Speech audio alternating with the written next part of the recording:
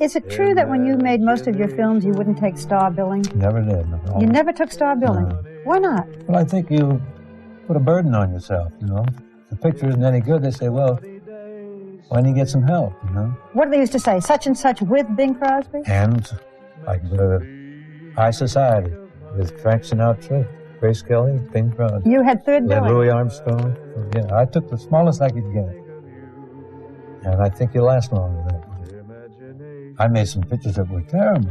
If I'd been up there all alone on the marquee, I'd have got the blame for it. To get some other names in there. They get the blame. Well, let them take some of the blame, because I had some real eggs that I made. A couple of them I never even saw myself. In reading about you hear very often the same things about you. Bing is a loner. Bing has this ice curtain around. Oh, yeah, that's in the book. Yeah. Bing takes care of Bing. This picture of a man who finds it very hard to give or receive emotion. Is that you? Yeah, I did kind of embarrassing me, too much emotion. You know, I mean, I don't know where anybody could ever conceive of me as a loner. I know more people in more walks of life, I think, than probably anybody in show business. But is it hard to get through to the inside? I don't know. I don't think there's much to me to get through to find. I think it's probably on the surface is what I am is apparent and obvious. And don't you think you're at all deep? No. Just a surface fella? Just about, yeah. I can't believe it. I am, though. I don't have any depth or any profound philosophies or thoughts, or if that's what you mean by depth. By March of 1954, Bing Crosby had been in the public eye for more than 2 decades. He had numerous hit records and won an Oscar for Best Actor in Going My Way in 1944. On radio, Bing helped usher in prime-time transcription with Philco in 1946.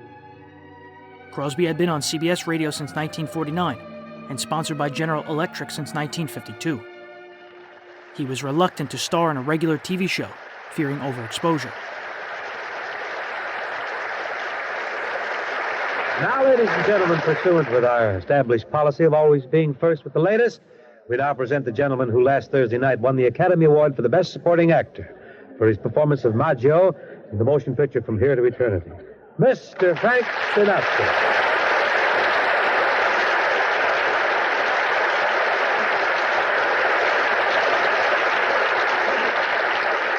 Thank you, Bing. Here, Frank, now just a minute. Let me make you comfortable here. Let me take your Oscar. I'll put it over here on the table.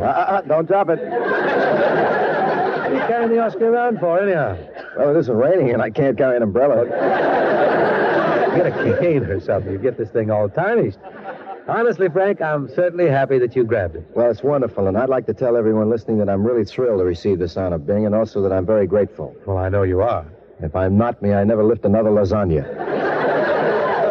You can lift a lasagna? One at a time, never a whole dish. Oh,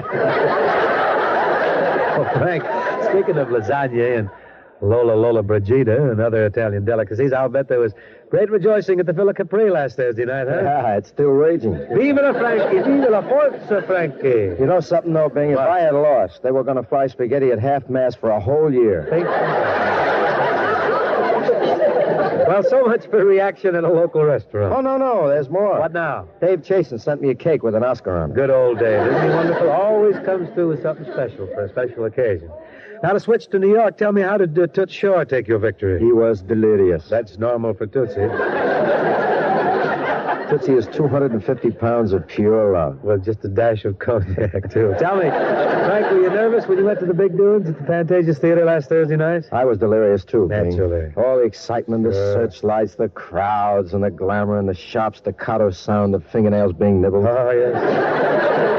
The popping of General Electric flashbulbs. Oh, we must have you back. Anytime. Now, Frank, not to intentionally bring this interesting discussion to a close, but would you like to sing a song for us now?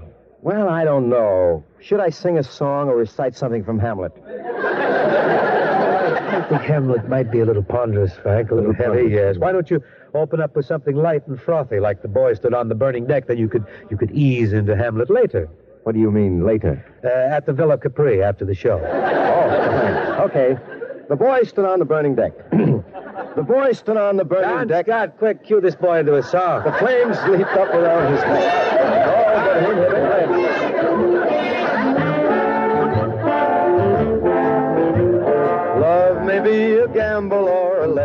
cinch. Leave your heart a shambles, never give an inch. The 1954 Academy Awards were held on March 25th. That same day, RCA announced the first color television set. It was a 12-inch screen, priced at $1,000, or roughly 10 grand today. On the Sundays bookending those awards, Frank Sinatra was a guest on Bing's program. Frank would win a Best Supporting Actor Oscar for Maggio and From Here to Eternity. On this latter program from March 28th, Frank talks and jokes about his experience. The two are in rare form, especially with a trio of songs.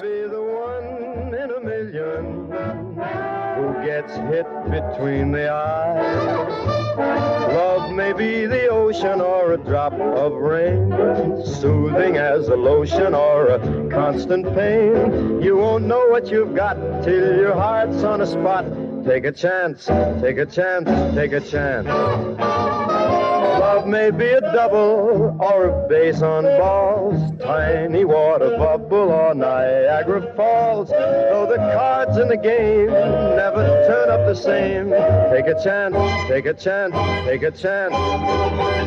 Love may be a Grable or a two-ton truck, regal as a sable or a Donald Duck. But you mustn't avoid what's as basic as Freud. Take a chance, take a chance, yeah.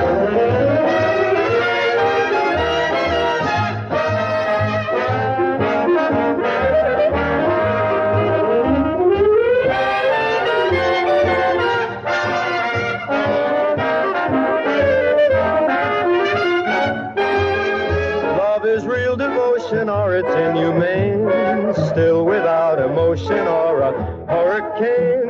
So remembering this, when it's close as a kiss, take a chance on love.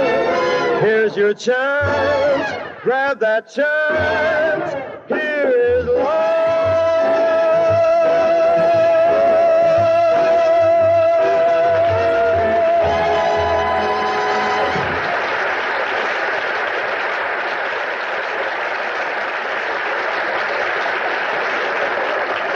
And that was Take a Chance, rendered by Frank Sinatra, a dramatic actor who also sings. Very nice, Frank. You know, singing's fun. Always remember that. It may be a nice thing for you to fall back on someday.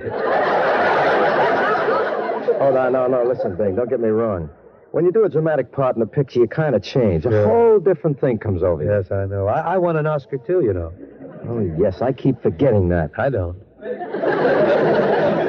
Forgive me, I'm still confused. You know, the crowds and the glamour. Yes, and the GE flashbulbs popping. I know. Come to think of it, Bing, I understand that you're working in a very dramatic picture right now. Yes, matter of fact, I am working in quite a serious piece. It's called Country Girl, and in the picture with me are Grace Kelly and William Holden. William Holden. Mm-hmm. Say that name sounds familiar. Good. He's the guy who grabbed the Oscar for the Best Actor. Oh, yes, I'm confused. I'm Crosby. I've always wanted to meet you. I hope you're not disappointed. No, I'm confused. Oh, yeah.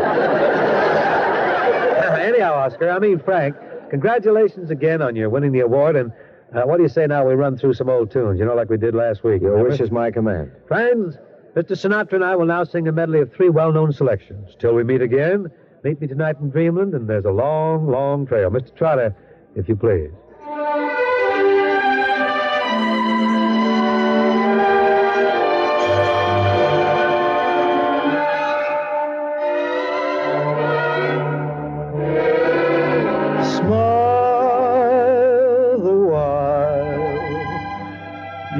Kiss me sad adieu. When the clouds roll by, I'll come to you. Then the skies will seem more blue. Down in lovers' land, my dear,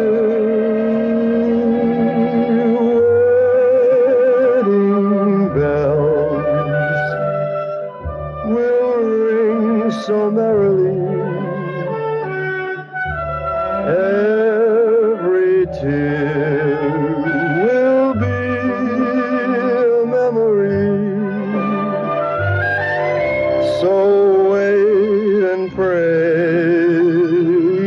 night for me till we meet again.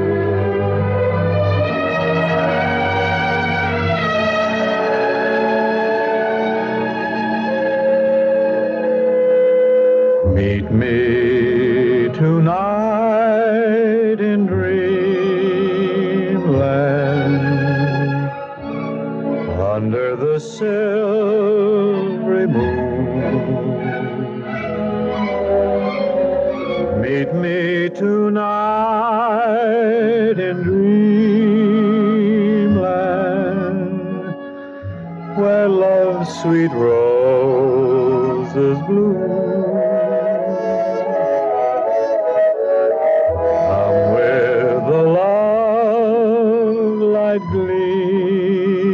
Gleaming in your dear eyes of blue. Meet me in dreamland, sweet dreamy dreamland. There let my dreams come true.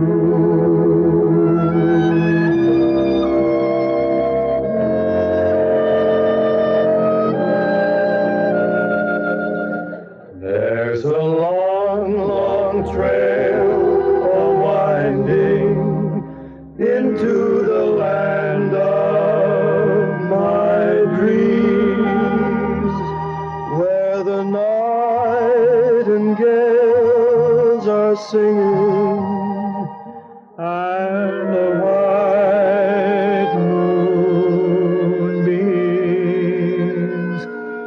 There's a long, long night of waiting until my dreams all come true, till the day when I'll be going down that long, long trail with you.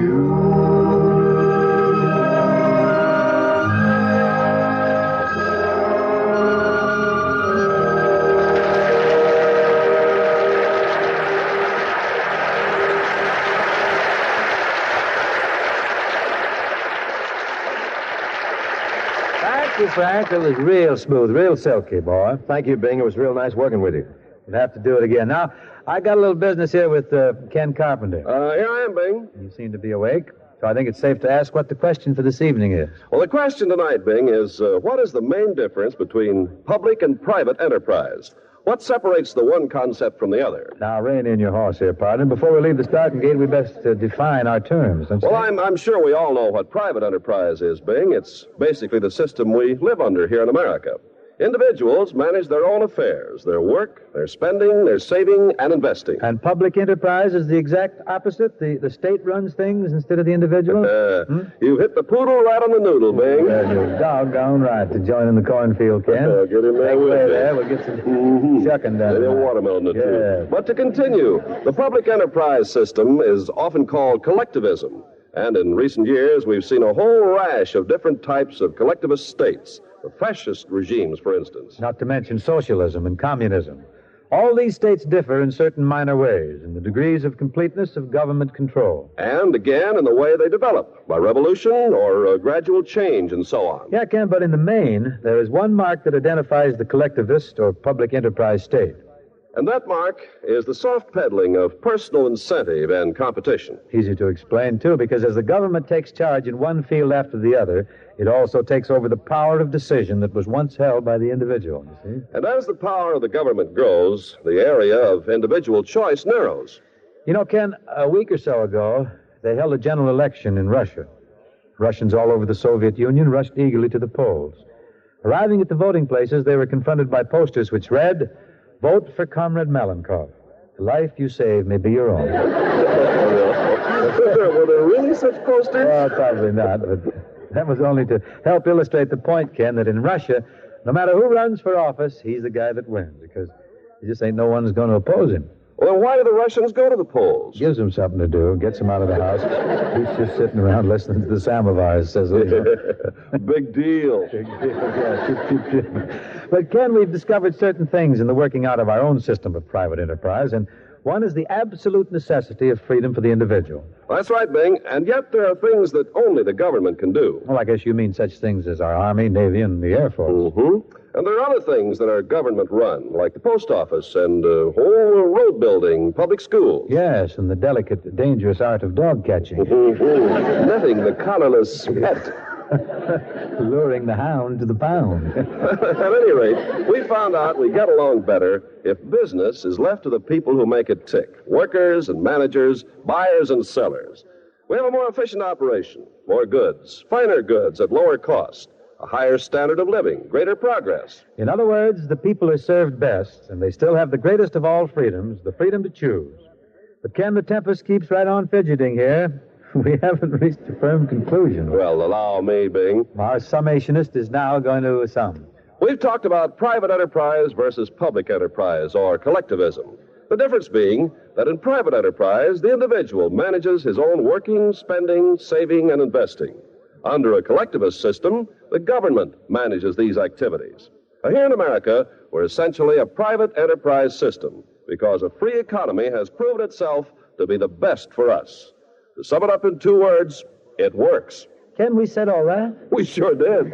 Well, no wonder my lower lip is sagging like the wave on a swill barrel here. But Ken, you and I and my pendulous lower lip had better take a hiatus while John Scott and his enterprising crew breeze through that old favorite, The Breeze and I, formerly Andalusia by Lecuona.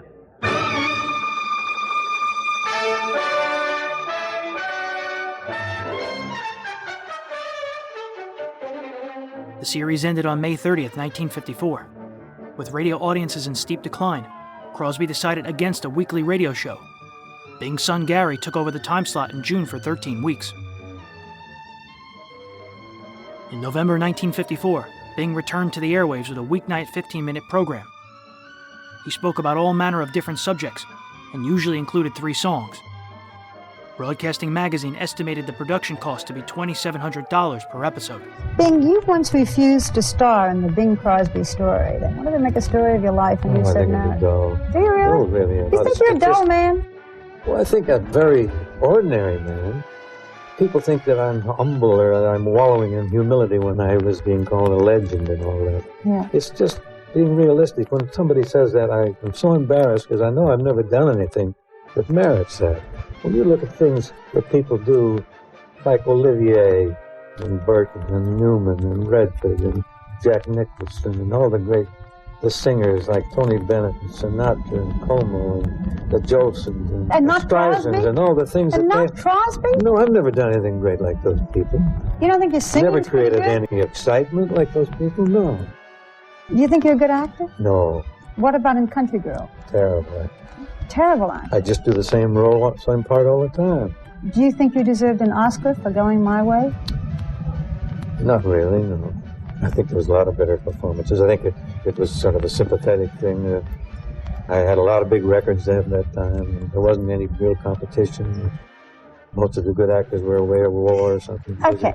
If you were writing a book and it said Bing Crosby, and then you had to do a couple of lines afterwards to describe this guy in show business, what would you say? Well, I'd say he sang a fair song in tune most of the time. He read lines pretty good. Had a good sense of comedy timing. Fair vocabulary. And not a bad fellow all around. That's about it. Thank you, John. And men, that was very beguiling, very Andalusian.